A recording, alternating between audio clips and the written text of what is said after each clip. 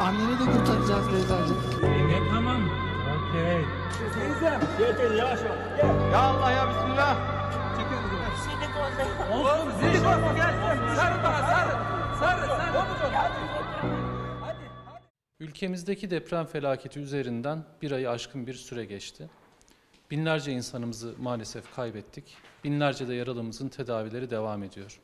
Üzüntümüzün tarifi mümkün değil.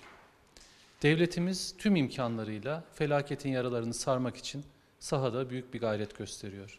Milletimiz tek vücut olmuş vaziyette yardım çabalarında bilfiil yer alıyor. Türkiye maalesef Cumhuriyetimizin 100. yılını kutlamaya hazırlandığımız 2023 yılı başında meydana gelen bu felaketin üstesinden gelmek için devletiyle, milletiyle kenetlenmiş biçimde çaba harcıyor. Tüm dünya ülkemizdeki bu asrın felaketi olarak adlandırılan boyuttaki yıkımın şokunu hissetti. En yakın komşularımızdan dünyanın öbür ucundaki ülkelere kadar tüm devletler yardım için seferber oldular. Tabiatıyla dost ve kardeş ülkeler bu yardım çabalarında en önde yer aldılar. Atavatanımız olarak kabul ettiğimiz Türkmenistan'da deprem felaketi sonrasında yardıma ilk koşan ülkeler arasında yer aldı. Türkmen halkının milli lideri ve Türkmenistan Halk Maslahatı Başkanı Arkadağ Gurbanguly Berdimuhamedov daha önce örneği olmayan bir jest yaparak Büyükelçiliğimizi teşrif etti ve kendisinin ve Devlet Başkanı Sayın Serdar Berdimuhamedov'un Sayın Cumhurbaşkanımıza, milletimize ve Türkmenistan'da yaşayan vatandaşlarımıza taziyelerini iletti.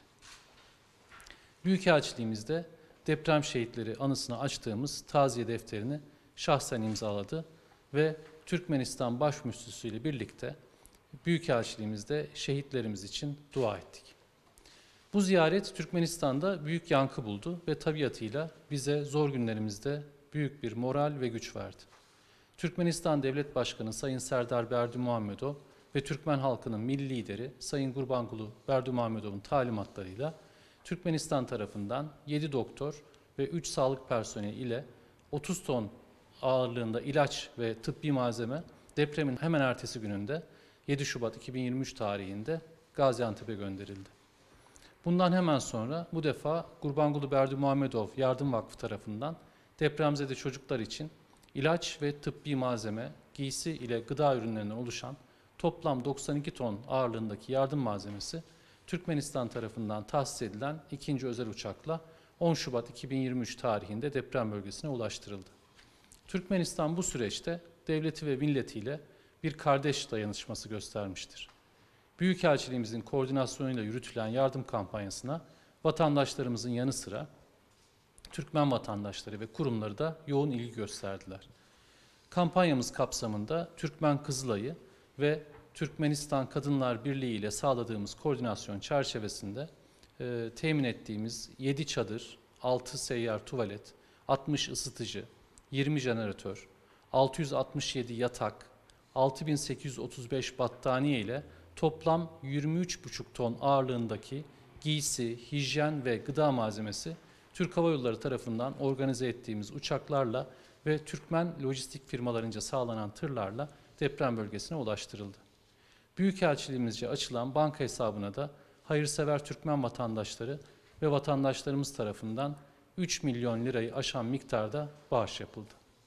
Bu zor günlerimizde Türk milletiyle kardeş dayanışması sergileyen Türkmen kardeşlerimize, başta Devlet Başkanı Sayın Serdar Berdimuhamedov, Milli Lider ve Halk Maslahatı Başkanı Gurbanguly Berdimuhamedov olmak üzere, yüce gönüllü kardeş Türkmen halkına, devlet kurumlarına, derneklerine, özel şirketlere ve aynı zamanda Türkmenistan'da yaşayan vatandaşlarımıza ve burada faaliyet gösteren Türk firmalarına, yöneticilerine ve çalışanlarına hükümetimiz, devletimiz, milletimiz adına şükranlarımı sunuyorum. Kaybettiklerimizin anılarını elbette yüreğimizde yaşatacağız ama inşallah hep birlikte el ele vererek depremin yaralarını en kısa zamanda saracağız.